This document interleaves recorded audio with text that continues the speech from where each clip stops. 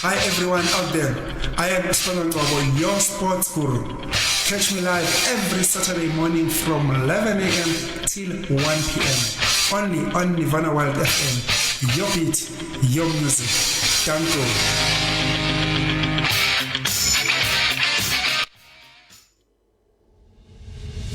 The views, opinions, or comments expressed on this program does not reflect the views, opinions, or comments of the radio station or its management.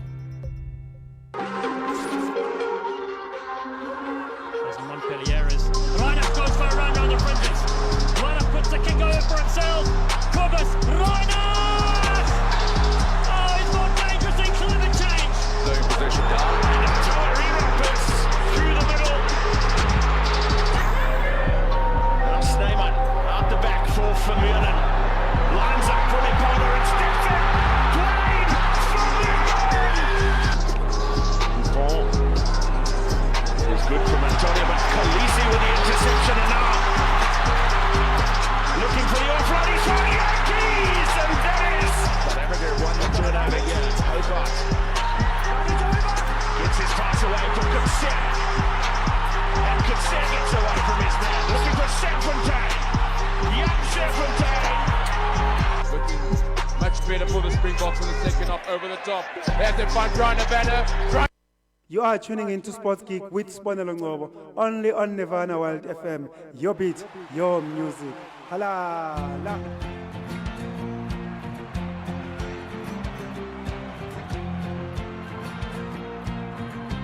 Hallo Robbie, wat praat? Hallo Robbie, dit is Snorre, hy sê hy's 'n lot trokke en is niemand wat weet ek sien coach van die bokke het 'n trok omgedonder in die middel van die pad. En nou het ek gewonder, kan jy uittel of ek is laat? Asseblief luister mooi na die woorde van my speech of gaan sit dit gou op YouTube onder speeches van nou kitsch. Christie's speeches is die bestes op die net. Dit het my al baie kere uit 'n tydspot gered. Dit begin baie rustig en dit eindig baie rof. Jy moet huil in die middel en dan moet jy ontplof. So hier is die woorde as jou internet jou drop. Jy het 15 minute voordat Morris afskop. So ek skryf die speech op my Coca-Cola bottel, maar hy val en hy breek in die middel van die bottel. Bokke moenie worry oor die ref nie. Bokke moenie worry oor die speech nie. Moenie julle steur aan al die reëls en regulasies. Bokke speel nie dan nie die bal nie. Kwart gestyde lemoene deel ek uit vir die manne. Dit is 0 vir die bokke 35. It is the 28th of October 2023. The stage is set. Why? Simply because all the roads they lead to France. All the eyes will be glued to start the France this evening come 9 p.m. The event is the mighty Springboks, the Rugby World Cup defending champions as they take on New Zealand, the mighty All Blacks. Who is going to be? Will it be the Bokke or will it be the mighty All Blacks? Who will win the Rugby World Cup for the 4th time, which is going to be the new Rugby World Cup winning record?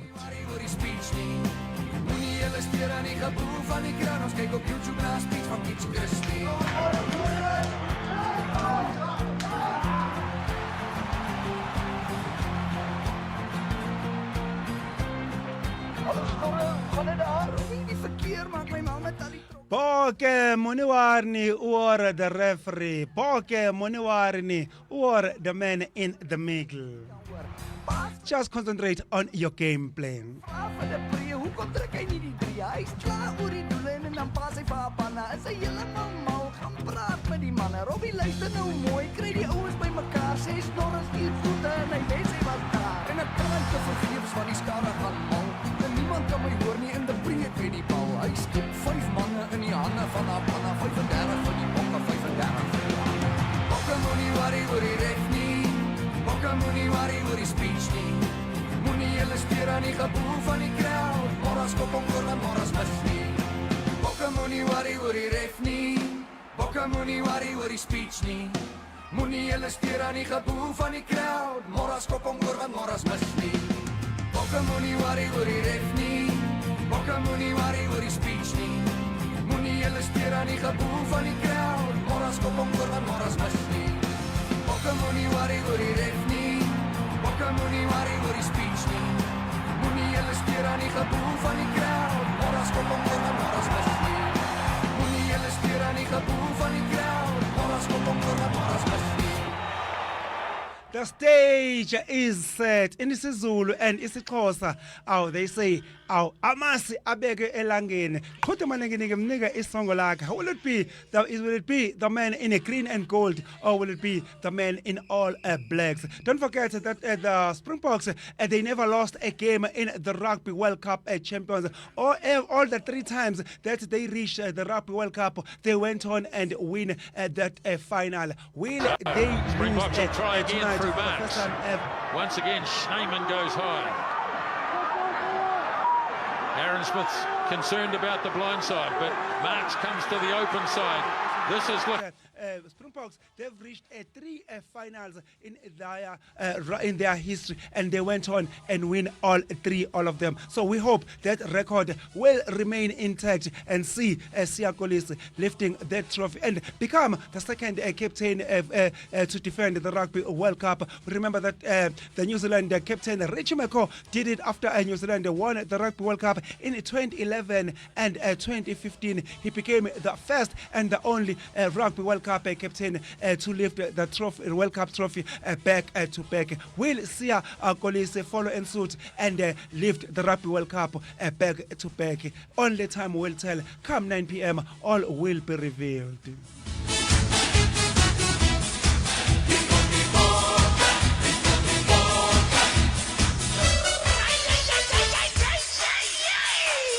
En die mannen van die hanen krijgen niet meer niet uit met tranen. En die mannen van die schoten zoek nog een whisky voor die sloten. En die mannen van die Ieren laat net van de beugel. It is not the first time that the Springboks and the mighty All Blacks lock horns when the stakes are high. We remember that way back in 1995 when South Africa were the host of that Rugby World Cup, the Springboks, they went on to reach the finals, and guess whom did they play against? It was none other than the very same New Zealand. But the Bok at that time, they went on and won that Rugby World Cup final by 15-12. Thank you very much to that Joel Stransky drop goal. And then fast forward to 1999, South Africa and Springbok and New Zealand rather they locked horns in the Rugby World Cup bronze medal. And guess you what? The mighty Springboks, they went on to beat New Zealand again in that bronze medal. They won that match by 22-18. That game took place at Millennium Stadium in Cardiff. So Bok, they know exactly how to beat New Zealand, especially when the stakes are high. They did it way back in 1995. They did it in 1999. Let's hope the history will continue to repeat itself come tonight. En a shim, what be? And a push, I wanna be. Like a licky you dead by the picking in the book. Maka, tat. Ogolosi makabang like a sangoma. And a loy makabang yanama kulu. When a popo eat a pen in a big sartu. Bataman, basyan. Now let us do the Mexican way.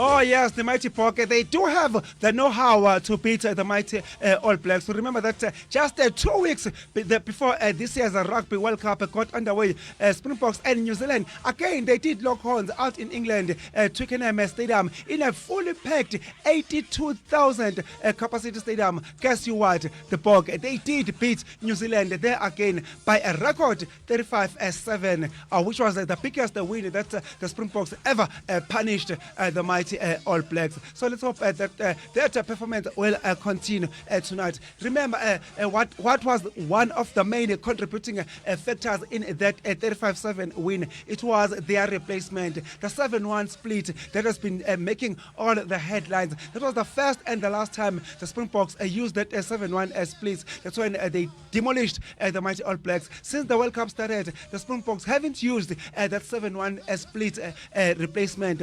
Guess you what? This time time around tonight, they are going back to that 7-1 nuclear squad, the 7-1 split that definitely made the headlines. That saw the likes of Matt Williams, who is the former Scotland team coach and Leinster coach, came out and said that the Springboks, they were abusing the system, and came out and said the World Rugby must try and intervene and stop the Springboks from using the 7-1 split, and said that tactic is definitely unfair to the other teams. And guess what? The Bokke, they said, bring it on. We're going to use the 7-1 split tonight. They're going with 7 forwards and only 1 back, and in the form and shape of Vili Leroux. Sparks will fly come tonight. That psychologically, I can tell you now, that definitely affects the mighty All Blacks to know that the mighty Bokke, they will be coming with that 7-1 split, which they are very, very scared of, because we remember that Springbok strength is in their forwards. We're talking the likes of the Ox and Cher. We're talking the dancing feet, Trevor Anyakan, Arkia Snyman, Jane Klein, you name them, the list is endless. So tonight, the Bokke, they are going again with that 7-1 split. I can tell you now that the Sparks will fly, and the mighty All Blacks, they know exactly the moment the Springboks go with the 7-1 split. They definitely mean one thing and one thing only. They want victory. They smell blood. The Pope Sultans come at 9 o'clock tonight.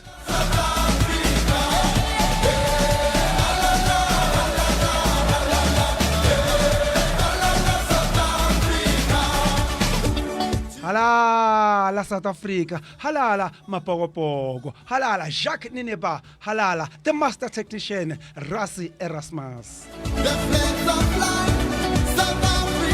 Go Siamtanda Kolisi, go Eben Etepete, go Bongi Mbonambi, wow, go Andre Pollard.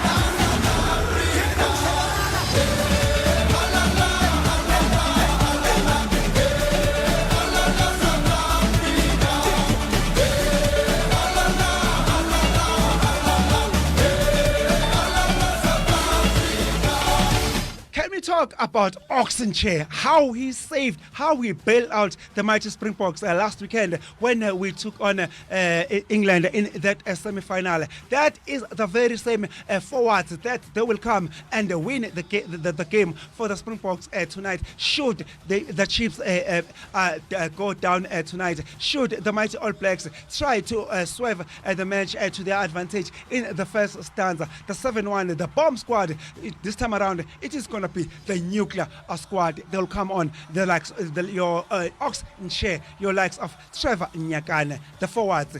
Wow, bring it on, mighty All Blacks. Springboks are more than ready.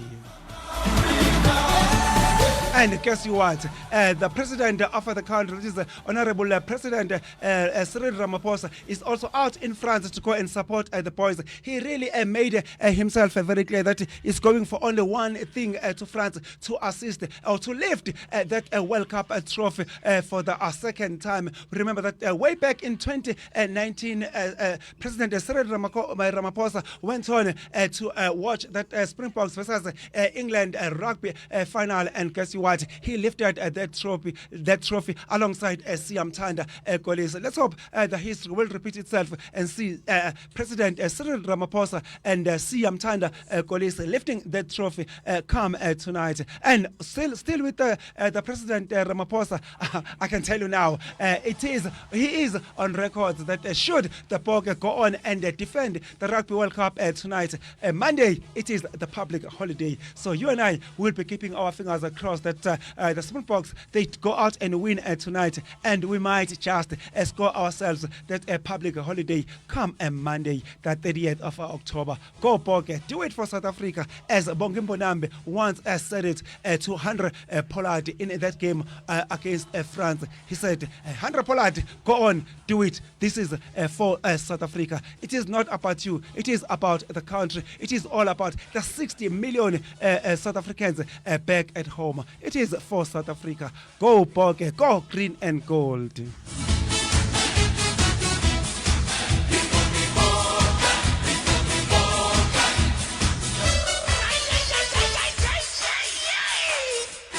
manne van die hane, kraai nie meer nie, dat net trane. En die manne van die skote, soek nog een whisky vir die slote. Still looking at Springboks lineup tonight. Handra Pollard and Faf de Klerk tonight. They will pass the record of that was held by Joost van der Westhuizen and Henry Hannibal of the halfbacks that have been kept 24 times. So when Handra Pollard and Faf de Klerk turn up this evening, they will be paid for the record 25th time. They will become the most paid halfbacks in as far as the Springboks are concerned. Do you remember Henry Hannibal? If I believe he played for the Sharks all the way back. I believe it was around about 2009, 2010.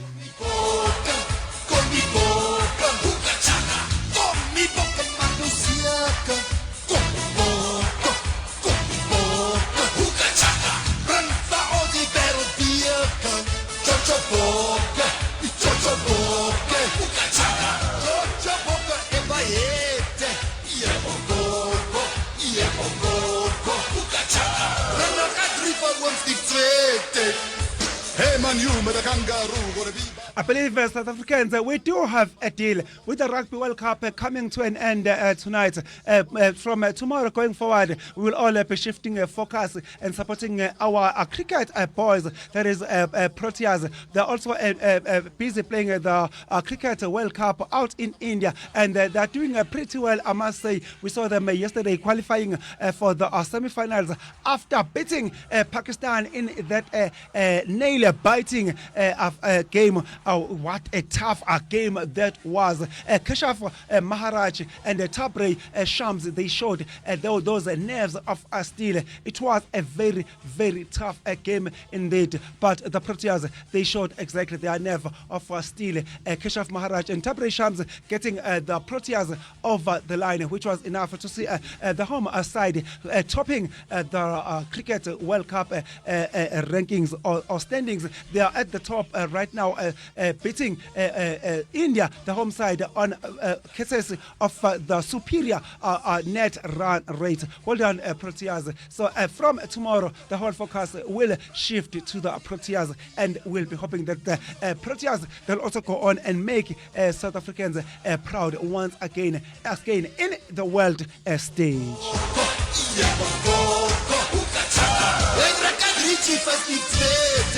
We will discuss the Cricket World Cup with our sports analyst, Modiba Peter, come at 12 o'clock at this afternoon.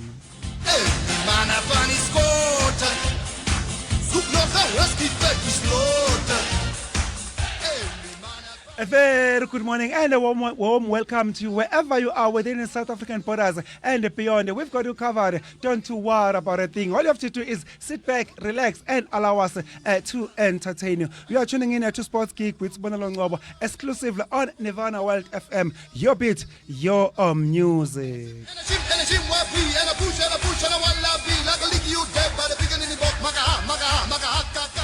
We'll be together from now till 1 p.m. Not that I'm complaining, I just love the sound of it. Hoping the feeling is mutual. That's how they roll in the township. We'll start our show by looking at the netball tour of the Spa Proteas. They are out in Australia. They're playing the 5 times World Cup champions in as far as netball is concerned. We'll also look at the Spanish La Liga. Vodacom United Rugby Championship is back with the bank. Come at 12 o'clock, we will be in discussion with our sports analyst in the form and shape of Modiba Peter. We'll look at the DSTV Premiership, Calling Black Label and Motsipe Foundation Championship, UEFA Champions League, so as the English Premier League. Things are happening out in England.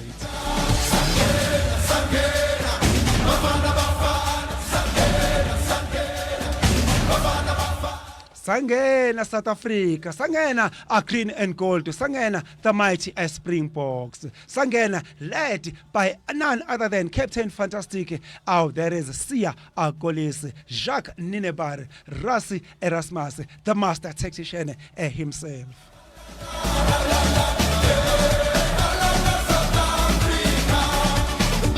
Together we stand as one.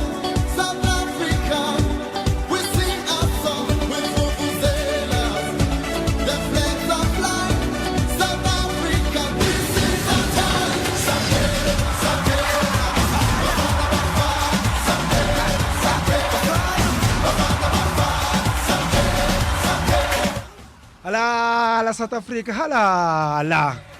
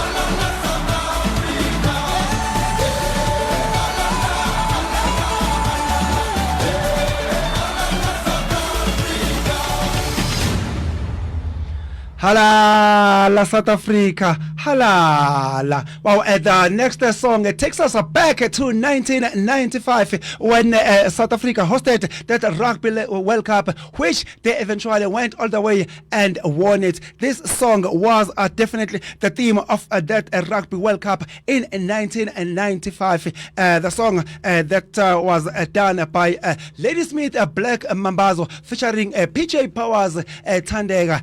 The song titled World in Union. Oh yes, the whole world came to a standstill when South Africa hosted that Rugby World Cup for the first time ever, and that's where Nelson Mandela, what is it, Madiba Magic came into being. World in Union, Ladysmith Black Mambazo featuring PJ Powers.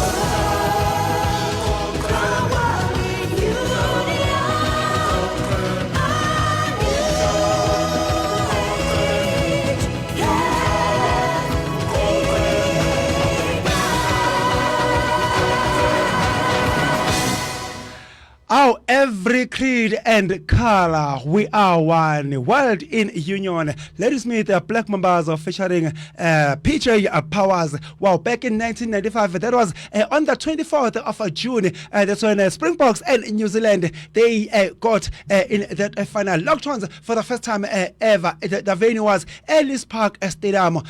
Can you remember when Nelson Mandela came with that chopper? The whole stadium stand in unison.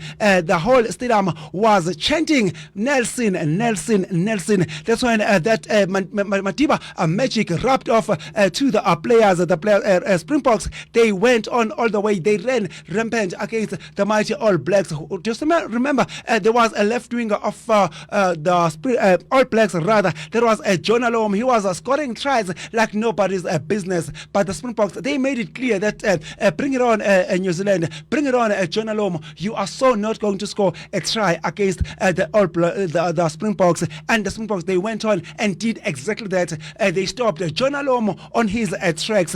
And with Nelson Mandela cheering for the mighty Springboks, the whole crowd, the atmosphere was so electrifying. That was on the 24th of June 1995. That's when this song, Let Us Meet the Black Mambas featuring PJ Powers, World in Union, stole the limelight. Time now, it is 25 minutes after 11 o'clock. Imagine a world with hunger. Now you can change it. With Ashraful Aid, just 10 Rand feeds a hungry person. Visit www.ashrafulaid.org and donate a plate today. Your generosity changes lives. Let's feed the hungry together. Ever heard a baby bellow at the top of its lungs in a public place? Far from your best music track, right? For a more beautiful note, contact Nirvana Sounds for your studio and live recordings. We engineer sound to perfection according to your specifications. We ensure crisp and clear audio-video conversions and delight your function with sound, stage and lights for hire. Our quotes are immeasurable to the ear. Contact us now on 083-945-7664. Nirvana Sounds, powered by Gospel World FM. Looking to upgrade or repair your desktop or laptop? With over a decade's experience, TV Master specializes in software installations, data recovery, restores, PC rebuilds and conversions from VHS to USB or DVD. For no obligation quote, contact Pre on 011 855 6738 or 072 7706 796. TV Master, the name you can trust. Now, diving straight to netball, don't forget that our ladies, that is the Spa Proteas, they are out in Australia. They will be playing in a 3-match series against the 5 times world champions in netball. The first game got underway, when was it? That was on Wednesday, rather, the 25th of October 2023. Unfortunately, the South Africans, they did not have the best of starts. They lost that game by 43-62, but the big talking point in as far as that game is concerned was Rolin Strucker making her debut and in the goal shooting cycle. He out of 13 attempts, she converted 12 of them. That gave her a 92% starting bet. That is a good percentage indeed, considering that she was making her debut. Remember that name. She is definitely one for the future going forward in as far as the Spa Proteas are concerned, in as far as the goal shooting cycle in South African netball is concerned. That is Rolin Strucker. Going forward, the next game will take place come tomorrow morning at 7 a.m. South African time. Don't forget that they are playing Australia, so the time zones South Africa versus Australia are completely crazy. So that game gets underway tomorrow morning at 7 a.m. South African time, and then the last one will get underway on Tuesday, the 31st of October at 10:30 in the morning. Both of those games, they take place at Hobart out in Australia. So if you know what to do, please go out and shout for the girls. They need all the support that you need. Send them all those messages. They do check all those messages, and those supporting messages, they mean a lot to them. So let's hope Bongi Msomi will go on and do wonders and inspire the girls to that historic series win out in Australia. That is down under. In case you are wondering how did the Proteas line up on Wednesday when they took on the Proteas, let's quickly run down to the starting 7 that the Spar Proteas lined up on Wednesday when they took on Australia in that first match of that 3-match series. In the goal shooter was Ina Marie Fenter. Goal attack was Nicole Talliard. Captain fantastic. There was a Bongi Msomi. He was playing a wing attack. Center Kanyisa Achawane was the wing defense. Carla Pretorius. Goal defense Nicola Smith, and the goalkeeper was Pumza Maweni. So surely that was the best squad that the Proteas Spar Proteas lined up on that day. And then the reserves were Rolin Estruka, Lefirwe Radaman, Kamogelo Masego, Lefirwe Nketsi, and then last but not least, Jeantre Stradom. Noma Plama is still the coach of the Spar Proteas. Let's quick go for a breather. When we return, we'll be talking Vodacom United Rugby Championship. It is back. We remember that our home side, that is DHL Stormers, they lost to the Irish franchise Munster in that last season's final. Let's quickly for a breather. When we return, we'll have a look at what's happening in as far as Vodacom United Rugby Championship is concerned. Welcome. This is your favorite station. Stay tuned.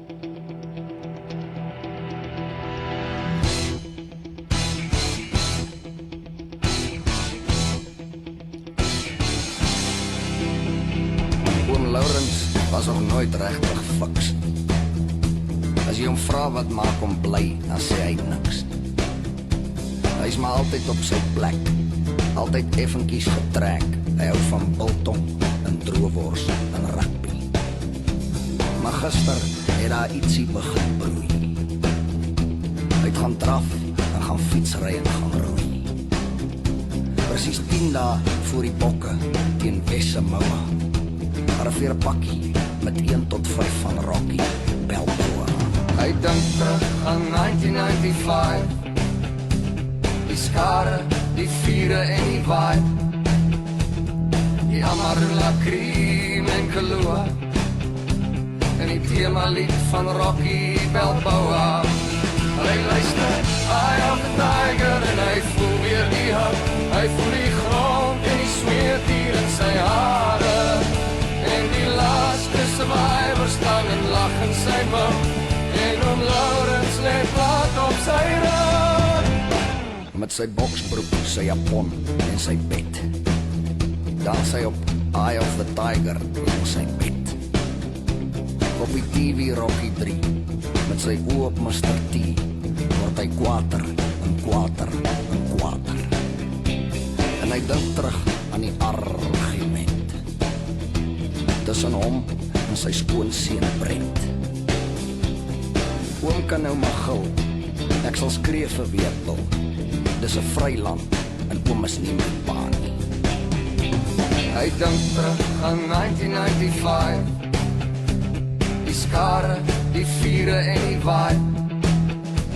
Die bokke en die Ire en Samoa. En die thema lied van Rocky Balboa. Hy luister, Eye of the Tiger, en hy voel weer die hout. Hy voel die grond en die smeert hier in sy hare. En die laaste survivor staan en lag in sy mouw. En oom Laurens lê plat op sy rug. Nikkie praat op radio sonder grense. Op die foto's sien oom Laurens weer die mense. Hy trek kringe rondom Brent. Hy onthou weer die sement. En sy tande, sy neus en sy kake. In my huis skree jy nie vir wie jy wil nie. Ek ruk jou strot uit, dat jy glad nie meer kan gou nie. En na die argument, tref oom Laurens die sement. En die bokke wen 15-12. Hy dink terug aan 1995.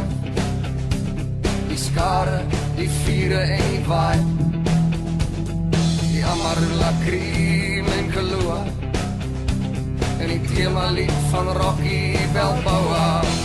Hy luister, eye of the tiger en hy voel weer die hou. Hy voel die grond en die zweet hier in sy hare. En die laaste survivor staan en lach in sy mouw. En om Laurens let plat op sy rug.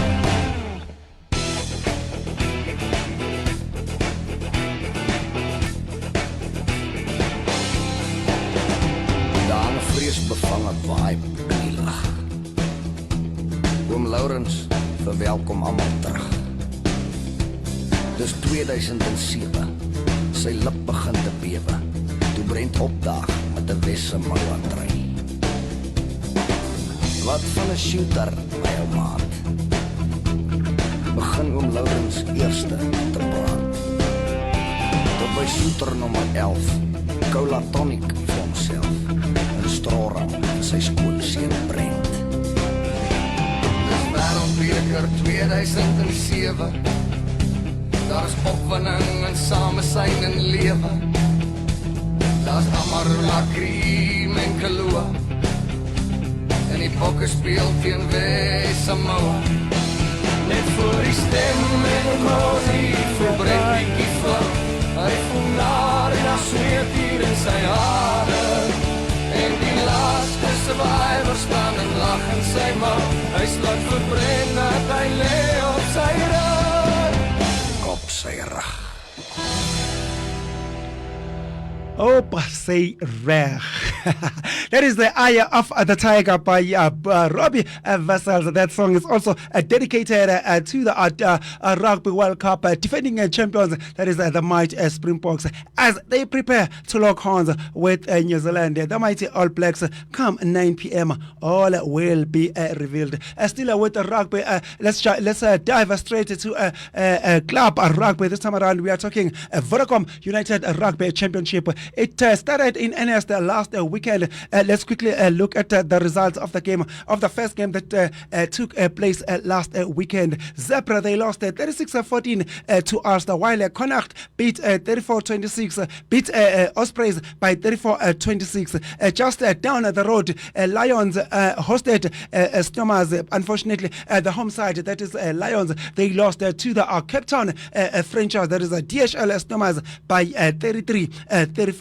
Dragons suffered the same fate to Edinburgh by 17-22. While the champions, the reigning champions, Munster, they demolished the Durban franchise, that is the Sharks, by 34-21. I must say that I watched that game and I was very, very disappointed the way Sharks played last weekend. They were so disappointing. Maybe it was a question of match fitness. It was their first game. Let's hope going forward this weekend their performance will improve. But I must say the display that they showed last week was bad indeed. Let's hope the Durban franchise might Sharks, they will bounce back going forward. While Benetton Rugby narrowly beat Cardiff Rugby by, listen to this, 23-21 by 1 point. Oh yes, we are used to those rugby results. 1 point. That's what the Springboks have been doing to us of late. We remember that in the quarterfinals, the Springboks, they beat France by 1 point,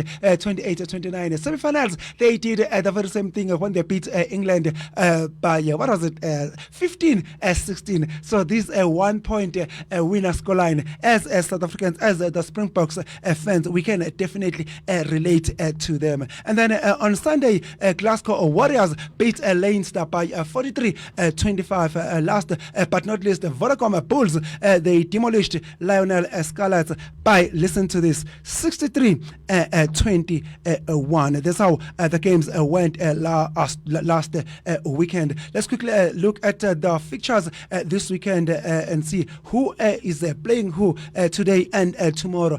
First game, it gets underway this afternoon at 2 p.m.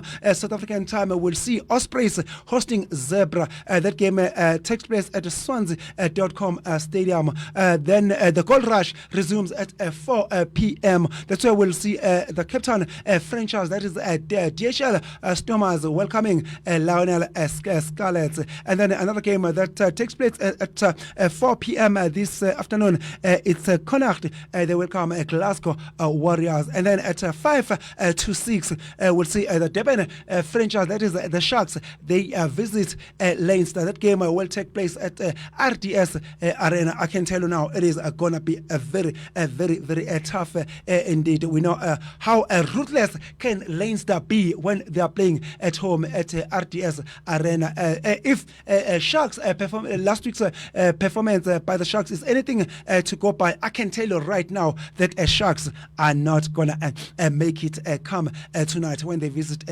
Leinster. And then at 6 p.m., another South African franchise in the form and shape of Lions, they visit Edinburgh. That game takes place at the Dam Health Stadium. And then come tomorrow, we'll see who's this? The defending champions, Munster. They come face to face with Benetton Rugby. That game is going to take place at Stadio Comunique Dumoningo Stadium. And then the next game at 4:30, we'll see Cardiff Rugby visits Dragon. That game will take place at Rodney Parade. And then the last game for the weekend, we'll see the Pretoria side, that is Vodacom Bulls, as they visit Ulster. That game will take place at 7 p.m. South African time.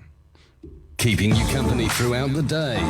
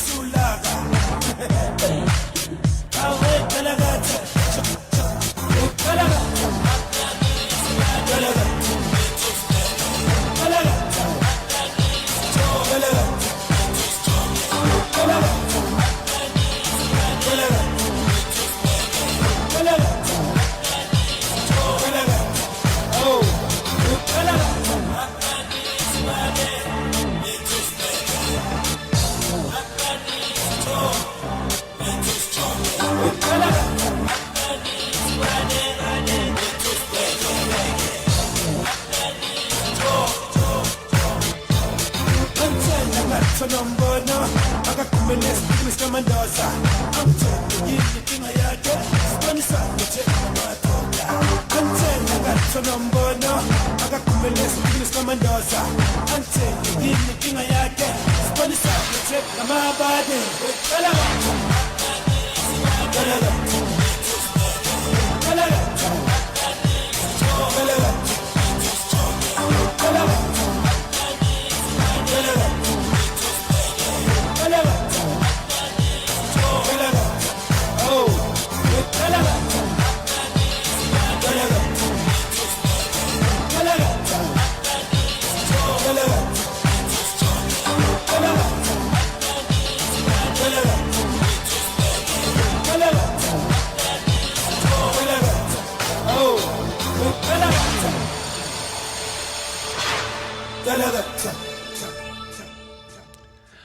Oh, Galagata, that is Mendoza. This is one of the songs that has managed to make itself one of the South Africa's unofficial anthem in rugby. You will definitely be rest assured that come tonight you will hear this song, Mendoza and Galagata. And then even in Cricket World Cup, you will always hear this song, Galagata by Mendoza. So like I said, Mendoza as Galagata, it has somehow managed to make itself one of the unofficial South African national anthem in as far as South African sports is concerned. Be rest assured that you will hear that song playing out in France come tonight when the Mighty Bog take on New Zealand, because surely this song, it is one of the songs that managed to cross over regardless of the race, creed, color, whatever it is. Everyone dances to Mendoza's Nkalaga.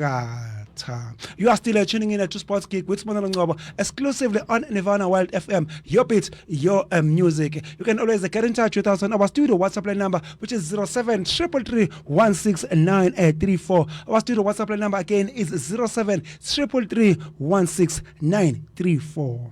Ever heard a baby bellow at the top of its lungs in a public place, far from your best music track, right? For a more beautiful note, contact Nirvana Sounds for your studio and live recordings. We engineer sound to perfection according to your specifications. We ensure crisp and clear audio-video conversions and delight your function with sound, stage and lights for hire. Our quotes are immeasurable to the ear. Contact us now on 083-945-7664. Nirvana Sounds, powered by Gospel World FM.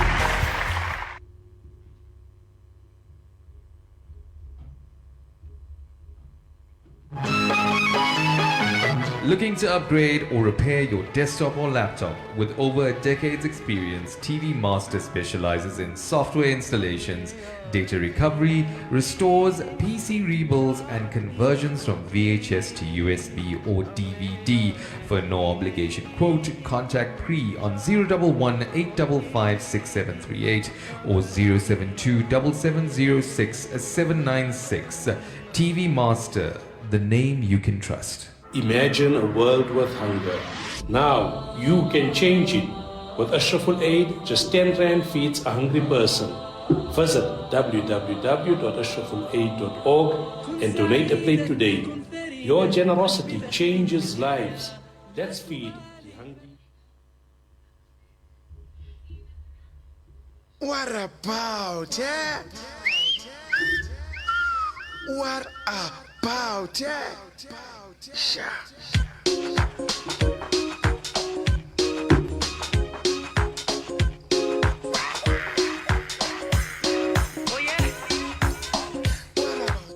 What about it? Can we talk Spanish football? What about it? Can we talk La Liga? Talking of La Liga, let's look at this afternoon's fixture and see how is La Liga lined up for this weekend. Surely there is a big one in as far as La Liga is concerned. El Clasico, we're talking Barcelona when they take on Real Madrid. It is Barcelona's home game. Surely the whole of Spain this afternoon will definitely come to a standstill, because that's what happens every time when these two Spanish giants, that is the Barcelona and Real Madrid, when they lock horns. That derby goes back as a 1902. That was the first time Real Madrid and Barcelona locked horns. So it is a very, very old and the biggest derby in as far as world football is concerned. Talking of Spanish football, La Liga, let's quickly run down and see how other teams lined up this weekend. We saw yesterday the current local leaders in as far as La Liga is concerned. Girona, they beat Celta Vigo by 1 goal to nil. And then today we've got Jalmera, they take on Las Palmas, while that big game, Barcelona, the mighty Catalans, they lock horns with Los Blancos, that is Real Madrid. That game gets underway 4 p.m. South African time. Mallorca has got a date with Getafe, while Sevilla visit Cadiz. And then tomorrow we'll see Osasuna visiting Real Betis, while Real Sociedad will also visit Vallecano, while and then Athletic Bilbao welcomes Valencia. And then the last game for the weekend, we'll see Atletico Madrid welcome Alaves. Don't forget that in as far as Atletico Madrid is concerned, we saw them last week winning by 3 goals to nil, courtesy of the hat-trick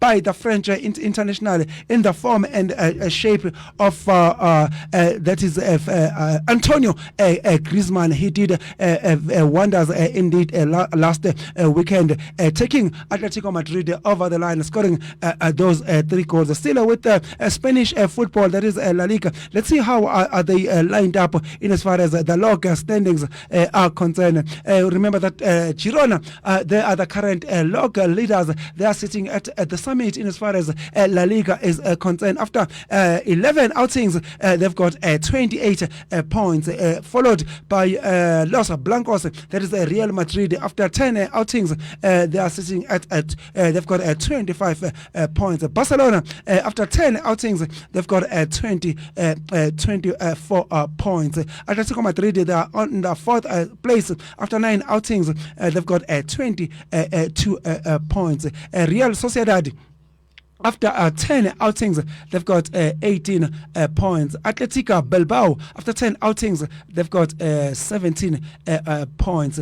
So it's definitely looking at the log standings, we'll see that this afternoon's game, El Clasico, that is the Spanish derby between Barcelona and Real Madrid, will definitely have the impact in as far as who will enhance his chances of challenging Girona, who are sitting at the summit in as far as La Liga is concerned. And then elsewhere, the Manchester derby also takes place. That's when we'll get to see Manchester United takes on Manchester City. Talking of Manchester derby, maybe, just maybe, it is fitting that we try and play this chant. It will definitely remind us what's happening in as far as Manchester derby is concerned. So it is derbies all around. In Spain, El Clasico is with us, and then elsewhere in England, Manchester United, they also have a date with their noisy neighbours, that is Manchester City. Do you blame them for being noisy? They've got all the rights, they've got all the breaking rights. For crying out loud,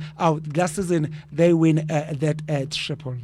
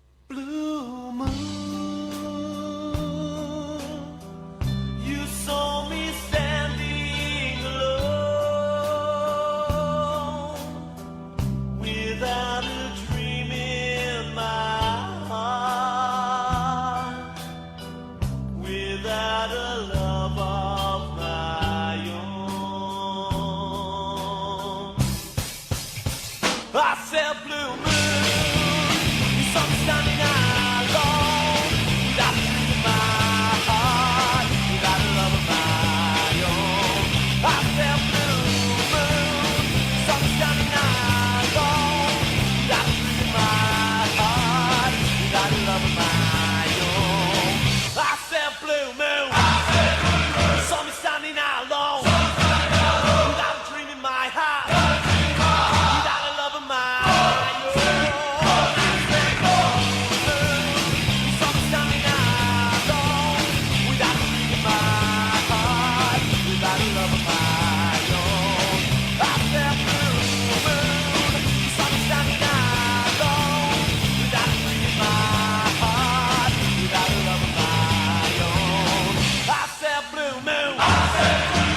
Standing alone, without a dream in my heart, without a love of my own.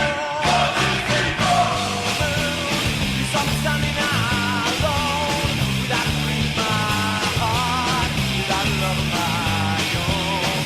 I said blue moon, you knew just what I was there for. You heard me singing a prayer for the one I really couldn't care for. And then suddenly she appeared before me, the only one my arms could ever hold. I opened back, whispered, please adore me. And when I looked, my moon had turned to gold. Blue moon, sun standing alone, without a dream in my heart, without a love of my own.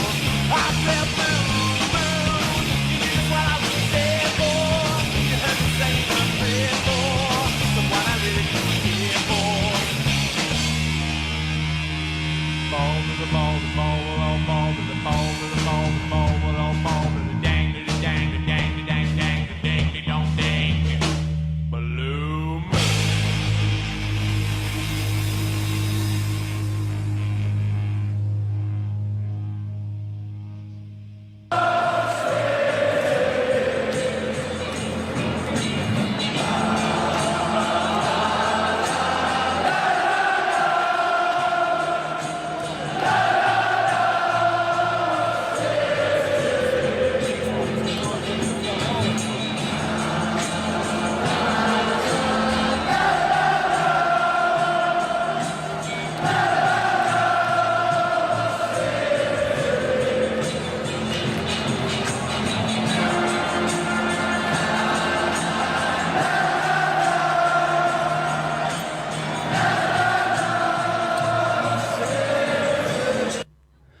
There was all about the derbies that are taking place this weekend. The first one gets underway this afternoon, 4 o'clock. That is out in Spain, El Clasico, Barcelona versus Los Blancos. That is Real Madrid. And then the big one tomorrow out in England, the Manchester derby. Manchester United, they host their across-town neighbours in the form and shape of Manchester City. But our sports analyst, Modiba Peter, is on the line and will tell us about all that and more. Modiba, a very good afternoon to you.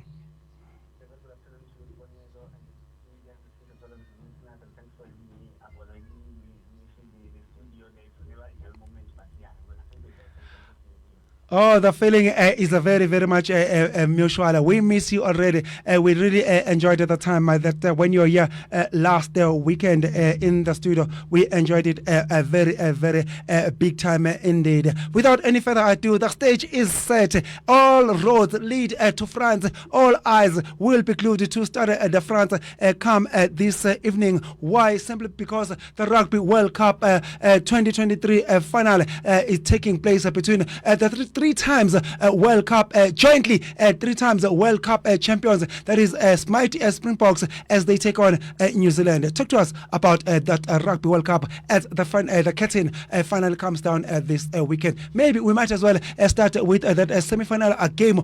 Just talk to us how did it go in as far as England versus Springboks, on how did the Springboks eventually find themselves in the final, getting a chance to defend their trophy, which they won back back in 2019 when they beat the very same England in that Rugby World Cup 23 final when they beat them 35-12 out in Yokohama in Japan. Modiba, talk to us. Very interesting because the very same England wanted to redeem themselves and avenge the defeat against us in the ball game, but on the day they scored a 15-6 lead, but to allow South Africa to win by 16-15. So then it was a matter of them being disappointed, as also Argentina lost to the very same New Zealand 49-6. So I think on the day they didn't do well. So with England, they were just disappointed. Remember, there was also an issue of Bongi Mbonambi having a fight with Mr. Kebe, so but the carrier. So but as the investigations were going on, and it was said that nothing sufficient was appearing as far as having said that Bongi Mbonambi insulted one of the players there, so which they felt a bit racist there. But on the day, I think England, I think they controlled the thing so well yesterday as they won 26-23 against Argentina. So I think they wanted to correct what they did wrong against South Africa, as they couldn't hold on to that 15-6 lead. So, and the player, the Owen Farrell, did so well as he scored 2 tries. In fact, both sides scored 2 tries, but they gave it to him, kept him led by example, as he also scored 4 penalties as well as 2 conversions to make the score 26 for England. So it was a good win and a good bronze. So I think they would have loved to play in the final, but it wasn't be as South Africa showed their championship pedigree as they are defending the title, and they showed the fighting spirit as they've seen them against France as well.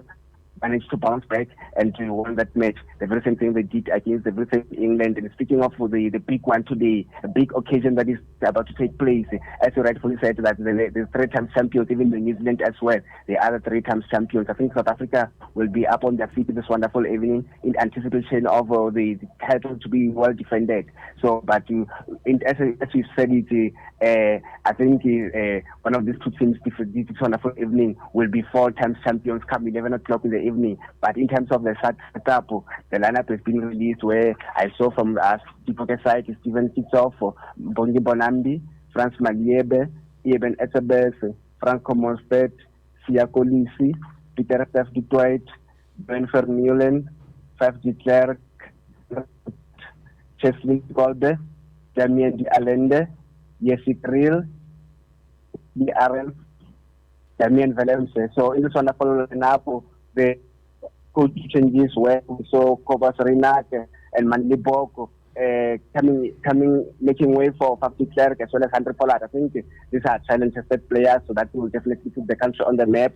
With the experience of Andre Pollard that we saw against England for the crucial penalty that made us win and progress to the final, will definitely be achieved this wonderful evening. So, and with England also made one change, but the likes of Edison Jeffrey, Cody Taylor, Terrell Lomax, Brody Retalit, Scott Barrett, Shannon Frizzell, Sam Kane, Adisavia, Aaron Smith, Chumu, the whole definitely be as well as Max. Yeah, they always will be involved in terms of the tries for New Zealand and conversions as well as penalties. And there's also Jody Barrett and there's Rico Ion, Will Jordan as well as Braden Barrett. I think this lineup will definitely start the match just like the ones I've just read on the side of South Africa. So it's going to be a big game. And then if you look in terms of the head-to-head, they do have an upper hand. As we met 105 times, they've won 52 times and we've won 39 times, yes, and there were 4 draws in between. So it's going to be a good game to meet this wonderful evening. But with South Africa, I think we stand a huge chance. And by the way, our president is also going to be visiting the study to France to come and watch the final. Will it be a Ramaphosa magic? Let's wait and see. And previously we spoke about Matiba magic. So yeah, let's just we need to wait for the country as well as the president as well. And then building up to this game, one of the big talking points, surely, like you rightfully mentioned, that there was an issue surrounding our hooker. There is the jersey number 2, Bongi Mbonambi, having been accused by the English flanker. There is the Tom Curry for having racially abused him. From your side, Modiba, what do you think? Do you think how genuine do you think this complaint was? Was it a question of England being the sole losers, or was it a genuine complaint Also considering that the World Rugby Board did investigate the incident, but they didn't find any substance in as far as those allegations are concerned. What's your take on that matter, Modimo? Very interesting, because you took me back to Power FM when I analyzed this matter. I did say that yes, they sounded like sore losers, and at the very same time we saw Dominic Rambel, the chief's communication, there investigating the matter, and stated that nothing sufficient was found. So as it was a bit of a disruption that Bonambi might not play in the final, but as things have been kept on hold there, so he'll definitely play. And for me, they wanted to take concentration out of him, as he's a focused player, as a good player. So I remember he was also injured, and then he managed to recover, and he played a good role for us in this wonderful World Cup. So it was just a matter of them being so losers, because for me, it didn't sound insulting when he mentioned that way. As you know, he's a course, and some of the courses are good in Africans. So nothing wrong on that one. But yeah, it was just a matter of disruption in terms of disrupting his concentration ahead of this wonderful massive cup final. Talking of disruption, so with those allegations, they having made the rounds, because those allegations that they were floating all over the show, dominating the social media headlines. How much do you think that affected the Springboks, especially Ubongi Mbonambi? Is he fully ready? Was he focused during the course of the week, or was he always thinking that he's got this cloud hanging over his head? He might be suspended and not be available for selection come tonight, Modiba? Most definitely, because it was said that the investigation were going to take place, and there was a possibility that he might not play in the final. So, but he was also worried, as you rightfully said. But as soon as the outcome was released on Thursday, so that's when it was a sigh of relief.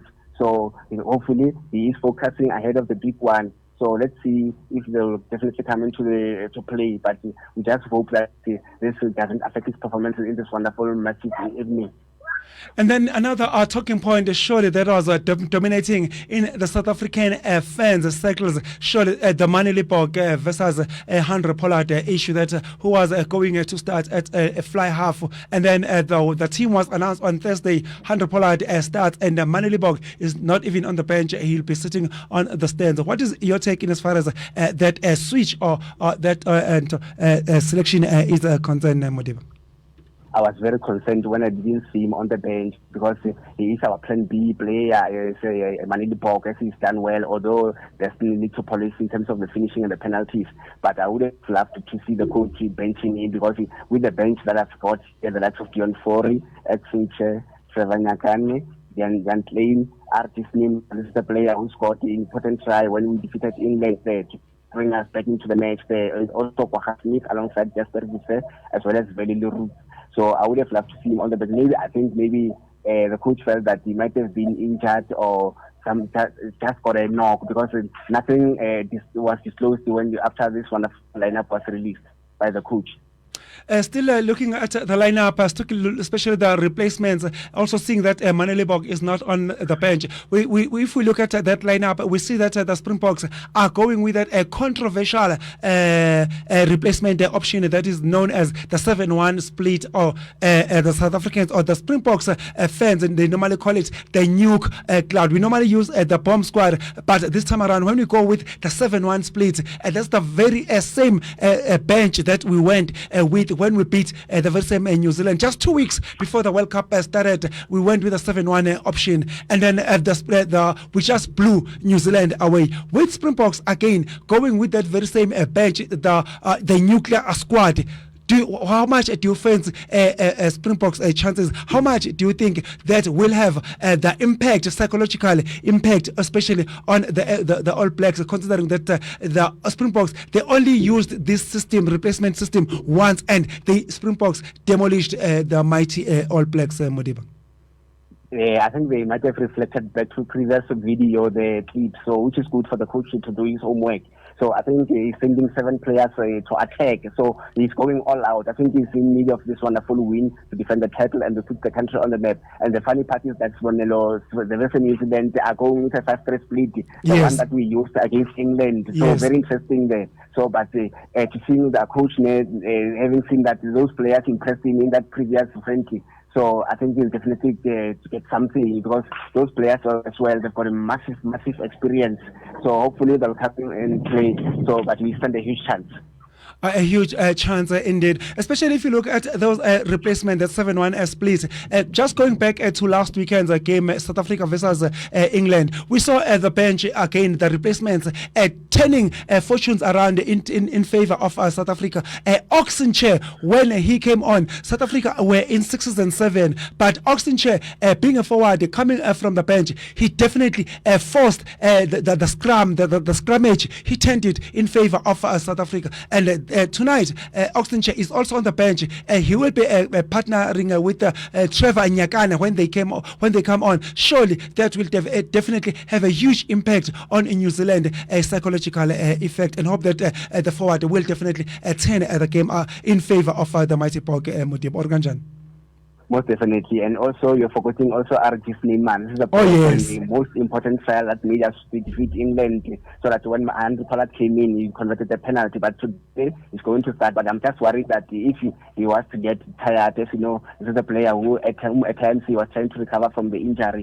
So there's no money in the box. So hopefully some of the players on the benches, so actually mentioned him, Ogunche and Sevanyakane, that's it.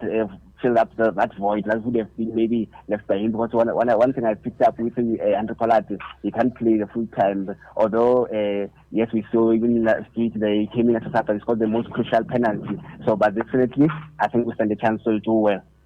Oh, we stand a chance indeed. Modibo, I can go on and put you at ease that should something go wrong with Andrew Pollard, what Springboks have been doing of late, especially Ras Erasmus, has been trying to get the players to be as versatile as possible. We've got Damian Willems, who will be playing number 15. He can kick. Cheslin Colby, who will be playing number 11 tonight.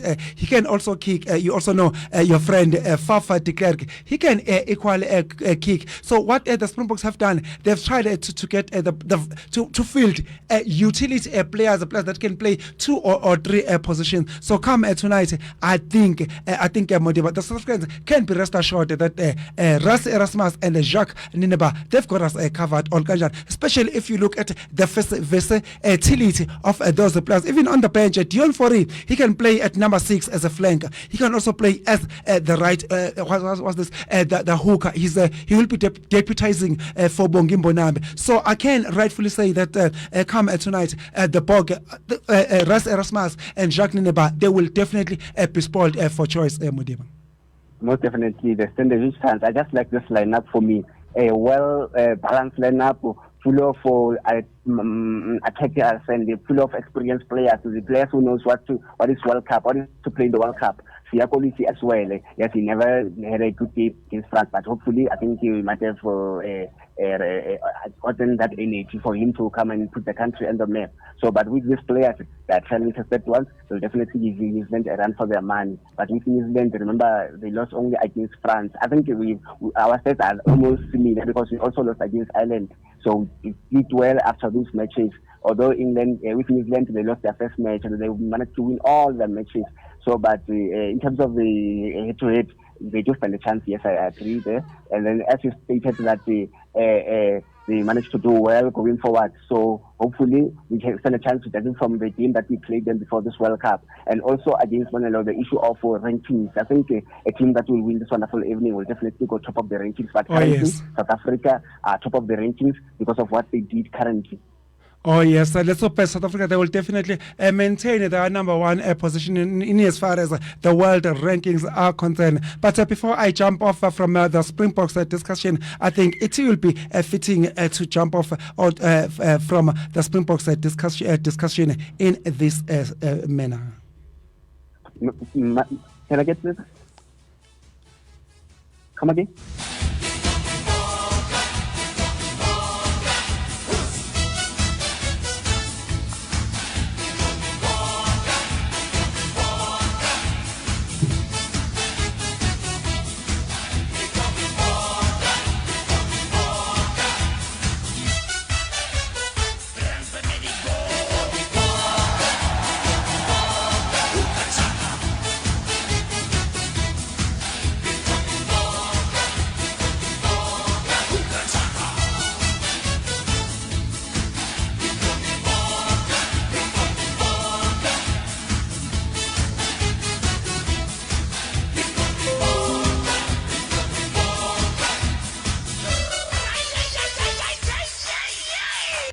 He come Dibok, surely Modiba, I believe that was a fitting to jump off the Springboks discussion with that song. Surely the stage is set to come at 9 p.m.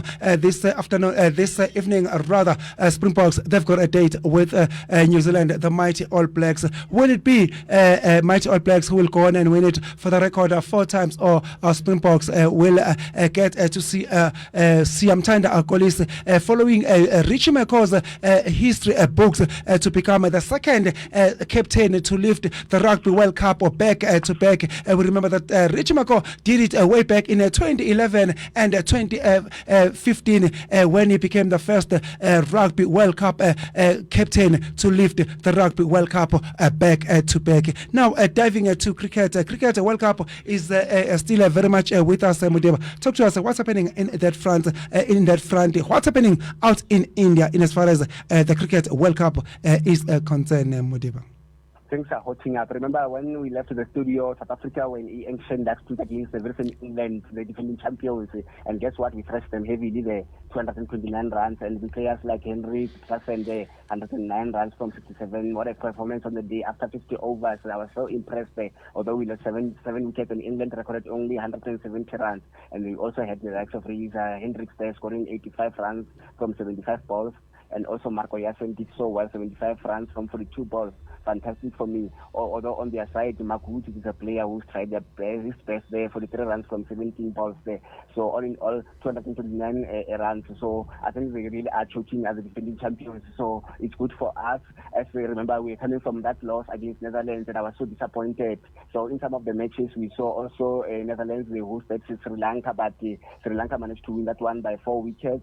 I should say 5 wickets, as the Netherlands scored 262 runs and they scored 263, although they lost 5 wickets, but they managed to hold on to win by 5 wickets. The Sri Lanka there. I mean, this is the team that was seated on the basement, and this time they get a win at the expense of the Netherlands that defeated us. I was not happy with that. So, but also on Sunday we saw New Zealand a big one, this up against the defending, the host, I should say, India. So this time around, so they choked because they were coming into that game having won 4 matches on the trot without losing a match, but they get to taste the victory at the expense of the host there, as they scored 273 runs after 50 overs, and India scored 274, but they lost 6 wickets after 48 overs, and they won that game by 4 wickets. And where I saw from the India side there, Virat Kohli, he scored 95 runs from 104 balls. So I think we can improve on that one going into the next matches. And then Darrell Mitchell for New Zealand, they scored 106 from 127. And also there's Rachin Ravindra, who scored 75 runs from 87 balls. So I think they just need to improve going forward. So as India won that game by 4 wickets, and then we also saw on Monday Pakistan hosted Afghanistan, as they recorded 282 runs per 7 wickets, and then Afghanistan scored 286 runs per 2 wickets, and they won by 8 wickets. Afghanistan. So as both finished on 50 overs, Pakistan as well as Afghanistan on 49 overs. So all in all, they needed to do well, Pakistan's, but it wasn't to be. So also again, our very own Springboks, I should say Proteas, they were involved against Bangladesh on Tuesday. So what a performance once again, Bonello, where Quinton de Kock once again, the retired player, as you know, he's 30 years of age, he's doing so well once again. We continue to rewrite books as he scored 174 runs from 140 balls, followed by Hendrik Klassen, 90 runs from 49 balls. Aiden Makram tried his best, but not enough, 60 runs from 69 balls. All in all, South Africa tried their best. They did so well. They impressed me there as they won the match by 149 runs. They really are scoring from having scored 382 runs, but lost 5 wickets, and Bangladesh 233. And also on Wednesday, we saw also Australia up against Netherlands, and this time around, Australia scoring 399 runs, but they managed to lose 8 wickets, and the Netherlands, they tried their best, but scored only 90 runs, but they were thrashed heavily by the very same Australia 5-time champions, as they won by 309 runs. So Glenn Maxwell, for me, did so well, 106 runs from 44 balls, as well as David Varner, the 104 from 93 balls. So with the side, Singh Vikram tried his best, scoring both 25 runs and 24 5 balls. So a lot needs to be done. And going into Thursday, we saw also England hosting Sri Lanka, the defending champions. They lost against Bonello. It's not looking good for the defending champions against Sri Lanka there. As they tried to record the runs, but it wasn't to be. And Sri Lanka won by 8 wickets, where some of their players there, they scored 160 runs per 2. And then also the England, the defending champions, only scored 150, but players like Pansam Nisanka there from scoring 77 runs from 83 balls, they tried their best alongside Tira, the Vikas Samara, Vikrama. So it looks good for them.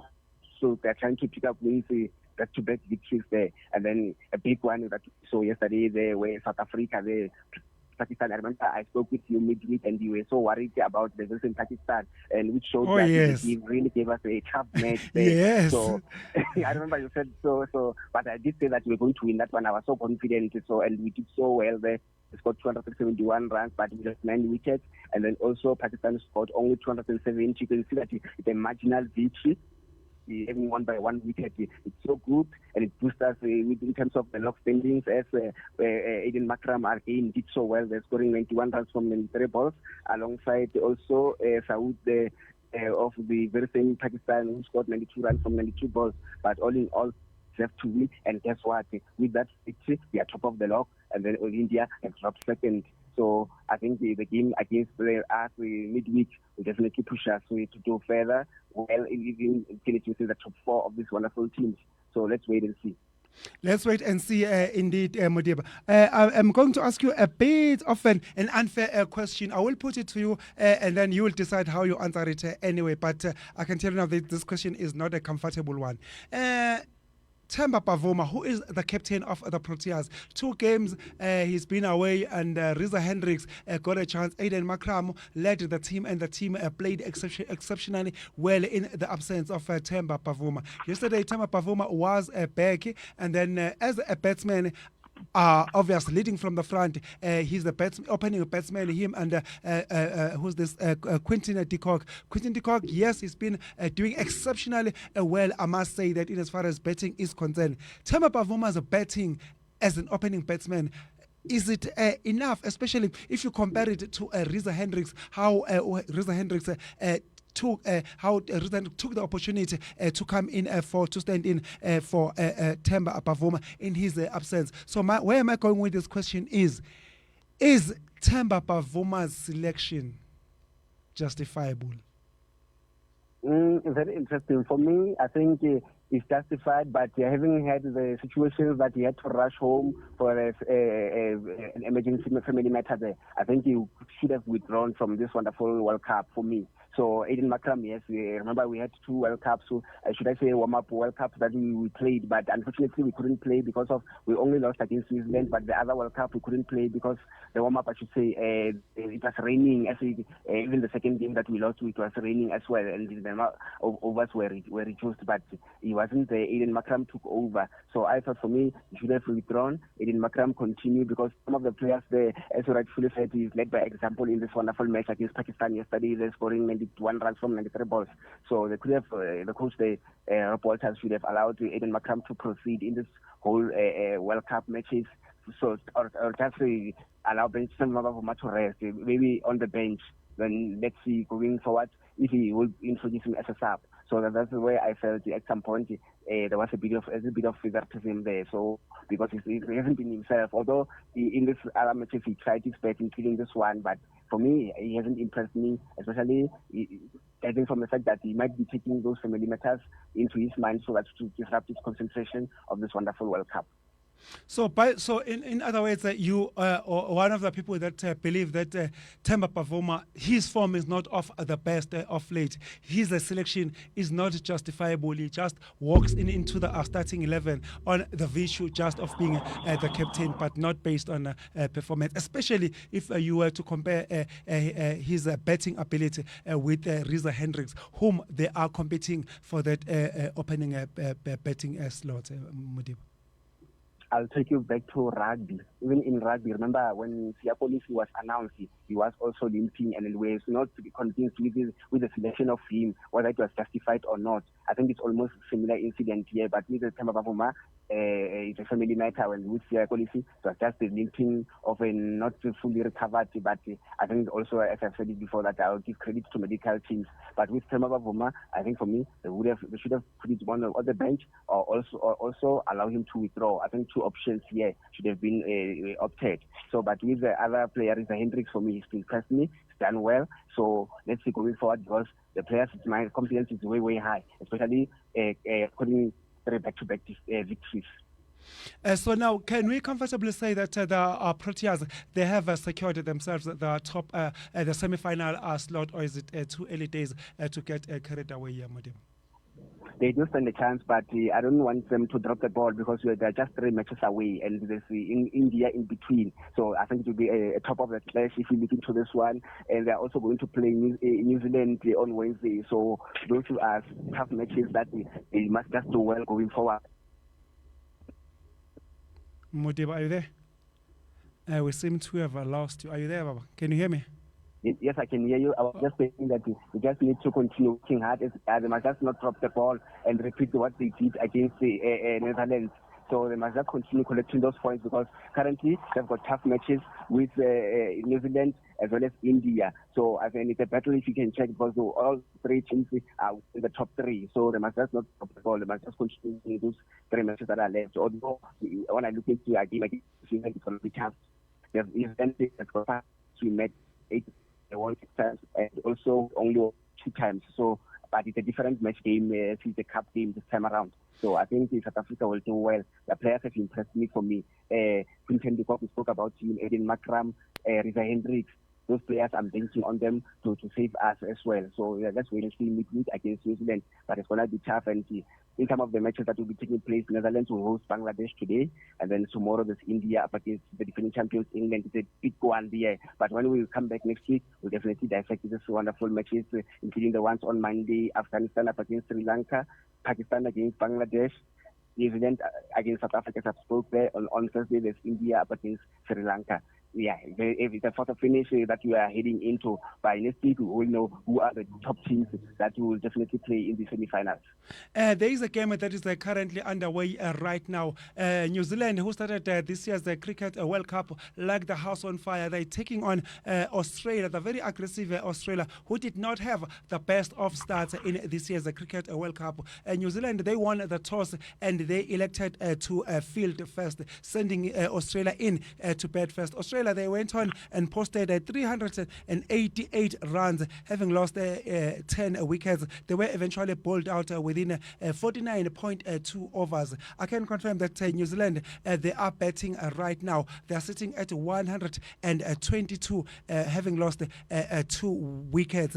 Looking at this game, Modib, what can we expect going forward? Will New Zealand continue with their form, or is Australia slowly coming up to their dominance that we know them of, Mudim? Very interesting, because they are showing the 5 times champions. As you know, the 5 times champions are showing the championship mentality pedigree there. So remember, they've just nicked within the top 4. So it's going to be interesting for me, because currently they are separated by 2 points on the log standings there. So I think they stand a chance to win this match, even from the 388 per 10 wickets that you've just stated. So which gives pressure for New Zealand to do well. So I think Australia will win this one. So they might have pressure going forward. I can completely agree with you, because by the look of things, looking at the match now, it's sitting at 18.2 over, and New Zealand are still have posted 126, having lost 2 wickets. It doesn't look that much good in as far as New Zealand is concerned. So come today, New Zealand, they might just see themselves losing the second match in as far as this year's Cricket World Cup, because I believe they lost the first match against the host, that is India. So, which I believe India, they haven't lost the game so far, Modib. I don't know whether I'm right with that. Yeah, you are correct, yes. But then they've got a head game in hand. So if they are to win in this wonderful weekend against England tomorrow, they'll definitely go first again, because South Africa, remember, they are only having a 1 loss. So, but let's just pray, even against us in the next coming week, it's going to be a tough game. I think it will be a decider for me, but South Africa will definitely make it as long as they win the next 3 matches or 2 matches to go. So and not allow New Zealand and Australia to push, because it's the way they lost that against New Zealand. I didn't like it because Netherlands at the bottom on the basement with England second from last. So things are not looking good. But South Africa, up to so far, they must just continue winning those matches and make sure that they reach as far as the semi-finals. And remember, in their previously they lost 4 semi-finals. I think this time around they just need to go as far as the finals. So which I'm still seeing maybe they might play against India in the final. So India, I foresee them going into the final as the host. But then, as I said before, that in my experience, the host countries sometimes choke where it matters most in the semi-finals or in the finals. But let's wait and see. Let's hope the home side, our team rather, that is the Proteas, they will march on all the way to the finals. For the first time ever, I must say that Proteas, they never reached the Cricket World Cup final. Needless to say that they never won it. Let's hope this time around they might just go on and make the country proud and reach that Cricket World Cup final for the first time ever. Now, diving straight to motor racing, Modiba, talk to us. What's happening in that front? Yeah, it's happening, and I think we saw Max Verstappen clinching his 50th title last week there. So he did so well in the United States Motor Racing F1 there. So he continued where he left off, and he's just 4 races away to try and cover the record set by Ayrton Senna on 51 victories.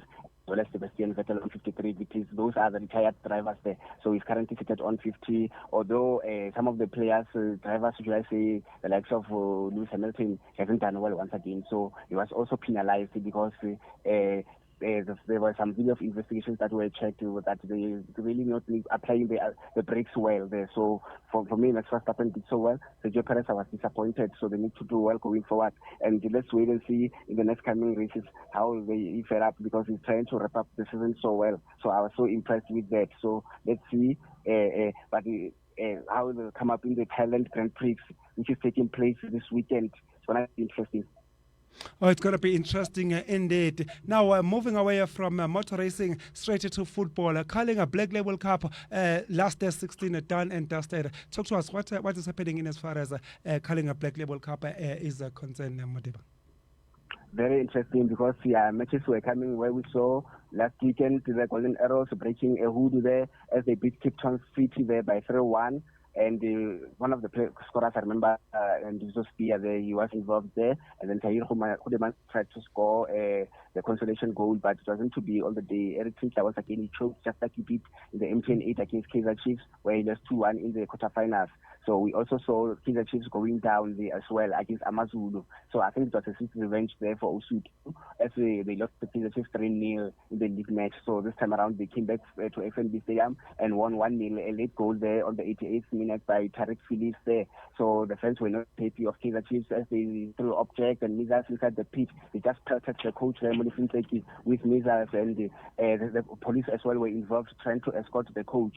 So he hasn't been doing well, by the way, and the US coming into that game on a loss. I remember against Cape Town City 1-0. With Amazulu as well, they lost to Swallows 2-1, but at least they redeemed themselves there as they advanced the defeat. And then we saw later on the evening the Skoko United winning 1-0 against Royal AM, and Mokhele, the third player that scored the goal there. And then Chippa United again losing 2-1 against Stellenbosch. Remember when the draw of this wonderful Black Label took place, Morgan Mamila was not happy with him drawing Stellenbosch, and he said that he was looking for one of the limping side, whom he was referring to Mamelodi Sundowns, but or either one of the Soweto Giants, Kaizer Chiefs or Orlando Pirates, but doesn't to be as Devon Titus and how also hot scoring the 2 goals for Stellis there. Very interesting there. So I think he underestimated Stellenbosch when one looks at this wonderful match. And then on Sunday we saw Steve Compella once again losing 1-0 against Richards Bay away from home at Kings Only Taylor there.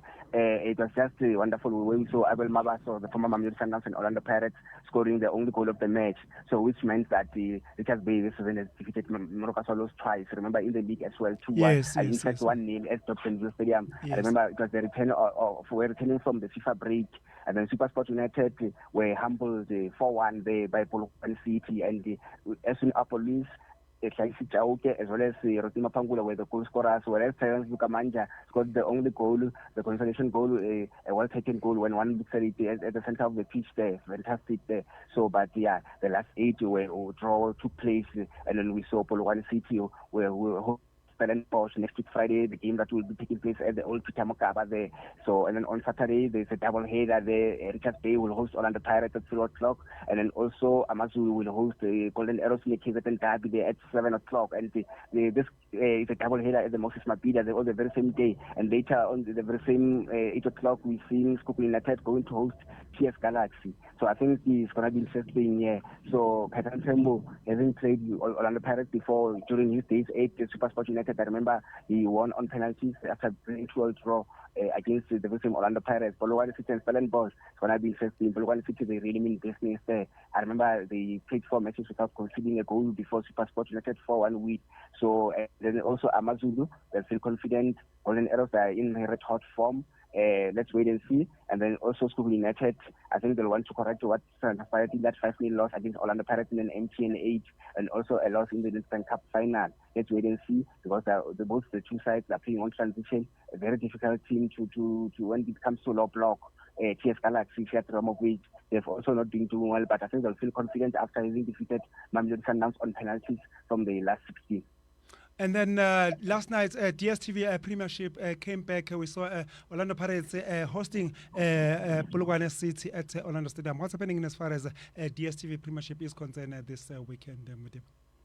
In fact, there's a game that took place on Tuesday. The Orlando Pirates played against Amazulu. Yes. It was a goalless draw. Not so many chances were created by both sides, especially Amazulu were a bit defensive there, trying to play on a counter break, but Orlando Pirates handled them so well. Although they also did not create so many chances, if one may remember.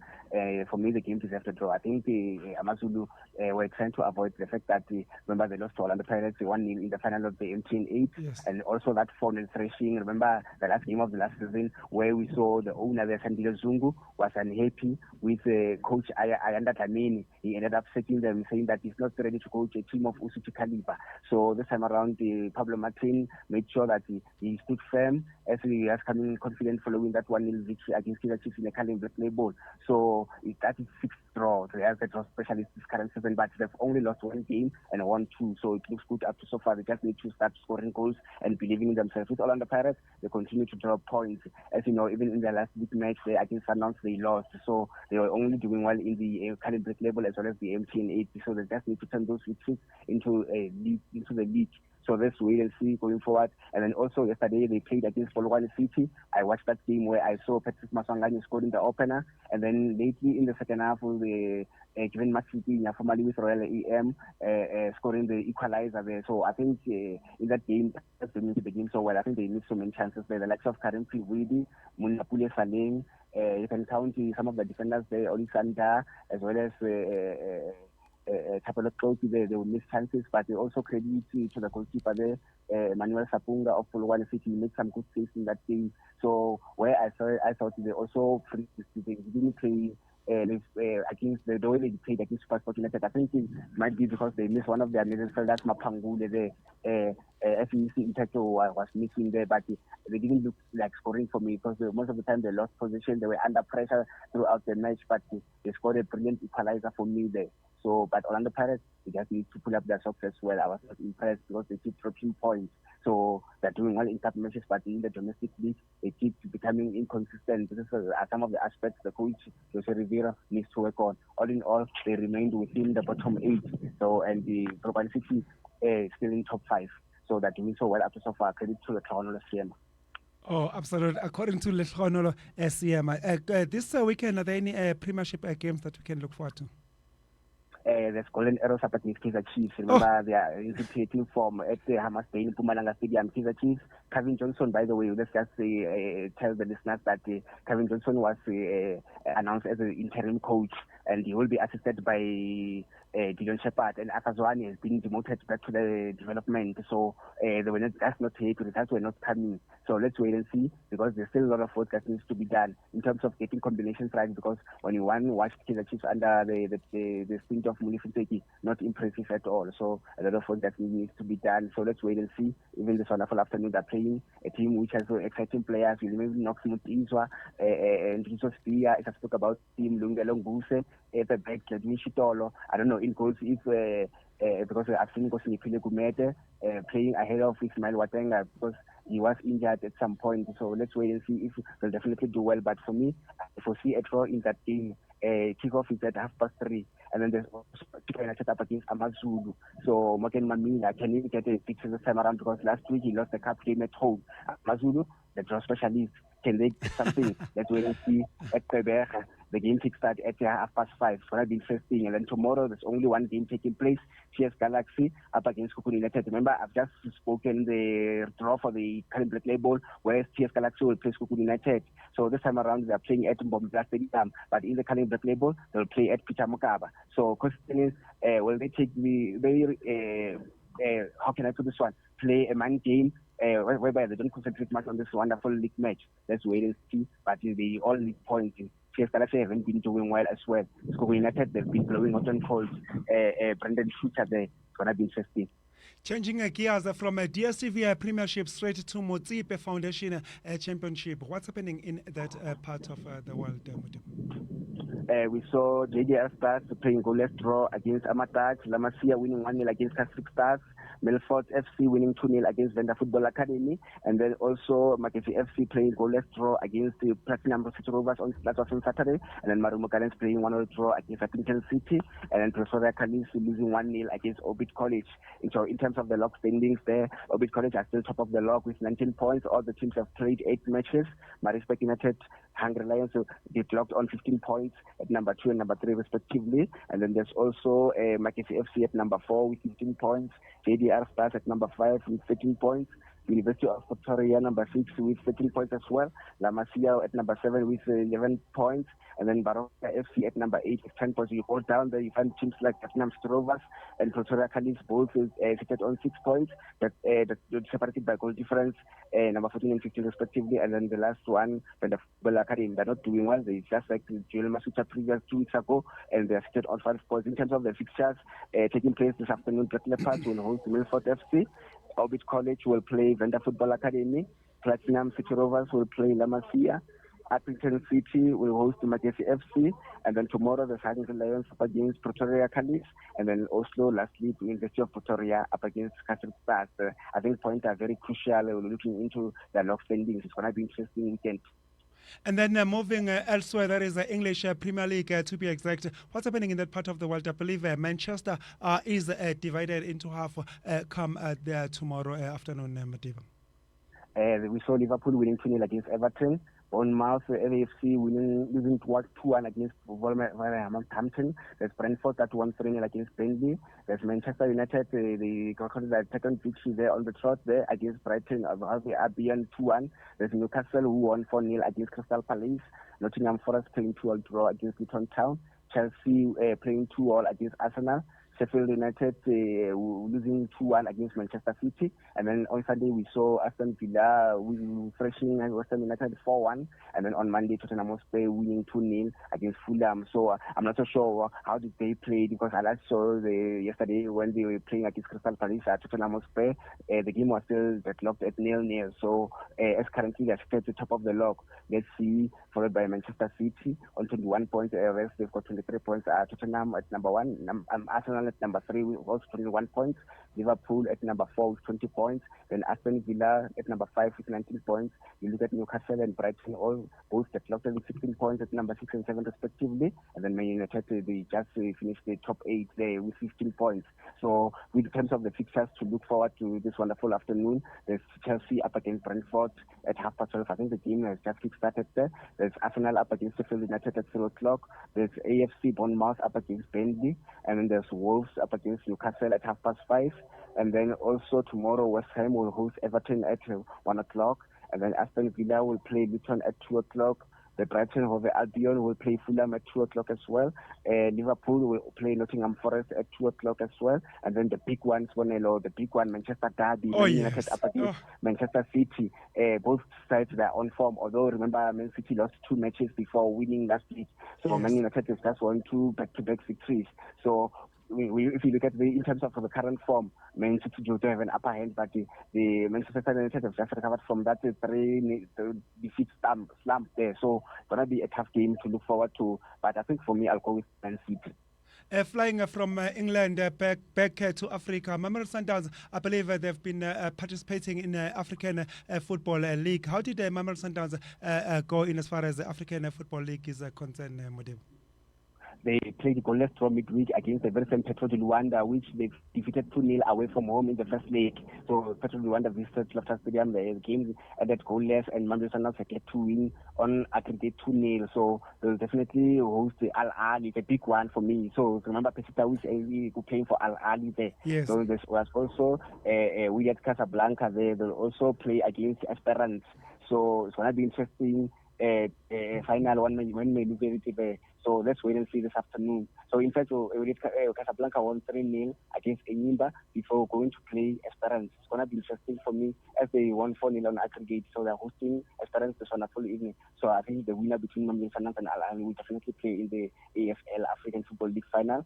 And let's wait and see with Esperance and Wydad Athletic. Can we see the previous semi-final that we saw in the CAF Championship semi-final between Mamelodi Sundowns and Wydad? Yeah, I think we'll get the answer this wonderful afternoon and tomorrow as well. So yeah, it's happening in the African Football League. So also, speaking of more international news, once again, Banyana played 1-0 against DR Congo in the women's qualifier, Olympic qualifier, the studied the matches in the DRC, where we saw Tembi Khatlana scoring from the equalizer after Grace Ufamba put Congo ahead, the DR Congo ahead. So the second leg of that match will play at Orlando Stadium on Monday. So let's pray, because we just need a goalless draw to progress. That is our goal rule in terms of our goal rule. So I'm very impressive so far. The players are doing well, but we just need to win this one. And in terms of the other news locally, Kaizer Chiefs acquired the release of former SuperSport United defender Luke Fleers on 2 years deal there, and with an option to renew the contract. We'll have to wait and see. Things are happening. Oh, they are happening indeed. Thank you very much, Modiba, for your time. We really appreciate it. Yeah, at Nirvana, we'll have a discussion with you in as far as sports is concerned. Thank you once again, Modiba. Let me just say, before I go, just give some listeners, in terms of the netball, South Africa were playing Australia, but they lost 62-43. So this is involved in the World Cup as Queensland there. So the second match will take place on the 31st there on Tuesday. So they might just try to win, because when I look in terms of the head-to-head there, they've never beaten Australia with match 43 times, and for Australia have won for all 43 matches. Doesn't look good. So at Harvard, let's wait and see. Even also on weekend, they'll also play the third game match there at Harvard. So they might just take those international netball series very serious. So yeah, with that, we also saw URC having taken place there. Some of the teams there involved. So very impressive, where we saw the likes of Zebra winning 36-40 against Ulster, Connacht winning 34-26 against Ospreys, Dragons losing 17-22 against Edinburgh. There's Lions who lost to 33-35 against the Stormers. Remember the previous runners-up of last season? Yes. The Cardiff Ospreys 22-23. They lost to Benetton, the Cardiff there. The Munster, the defending champions, by the way, won 34-21 against Sharks. And then we saw the Blue Bulls, the winning 63-21 against Scarlet. And then Glasgow winning 43-35 against the Leinster. Leinster, remember they choked even last season. They just lost their first match. So in terms of the fixtures that are taking place today, there's Ospreys up against the Pre at 2 o'clock. Stormers will host Scarlet at 4 o'clock alongside Connacht up against Glasgow. And also Leinster will play at 6 o'clock against Sharks. Then the Edinburgh will host the Lions at 6 o'clock. Tomorrow there's Benetton up against the defending champions Munster at 4 o'clock. Dragons will host Cardiff. And then lastly, Ulster will host the Blue Bulls at 6 o'clock. And then currently the Blue Bulls are topping the log there as they played all the teams played one game. And then there's the Glasgow Warriors at number 2, Munster at number 3, Connacht at number 4, Ulster at number 5, and Stormers at number 6. All the 6 teams that have left on 5 points, and then Edinburgh on 4 points, and then at number 7, and Benetton at number 8 on 4 points. Yeah, it's gonna be interesting. I think how can I put this one? Friends are spoiled for choice on what to watch this wonderful afternoon. There's motor racing, there's rugby, there's World Cup as well. There's also football, DSTV Premiership progressing. So it's gonna be interesting. And with that, Sponelo, and the listeners and the team and the things. It's a very good afternoon, and thanks for having me. I am Mutiba Johannes Peter. It's a very good afternoon. A very good afternoon indeed. Thank you very much once again, Motiba, for your time. Let's do this once again next week. Hopefully, when we meet come next weekend, we will be Rugby World Cup champions. Motiba. Definitely, we need it. And before I go once again, SuperSport United stressed Royal AM by 3 goals to 1. They tried to bounce back from that heavy defeat by Polokwane City. Royal AM as well, they're struggling. Remember, they were also put it out of the Canning Black label by Skukul United. So, yeah, it's all happening. So, yeah, with Springbok, we must just put that flag very, very high. So, we'll be up on our feet. We'll be watching that one with a serious eye. So that come 11 o'clock, by the 4-time defending champions. Hail Springbok, hail. It's a very good afternoon with that once more. Okay, thank you very much. Al Bog, come 9 p.m. this afternoon. Bog, be reminded that they will be trying to defend their Rugby World Cup championship that they won back in 2019. Hoping Siam Tanakolisa will become the second captain to lift that Rugby World Cup back to back. Follow in suit, the All Blacks captain, that is Rich Meko, who did it 2 times, 2011 and 2015. On that note, it is the time of the show where I have to laugh and leave you. But as always, I leave you in the warm and capable hands of my colleague, that is the NK, as he brings you easy early drive show between 1 and 3 p.m. So don't move a muscle. Just stick around. NK has got you covered. Let's do this once again. Come next week, Saturday, between 11 a.m. and 1 p.m. Till then, I am Sibonelo Ngobo, and it is bye-bye.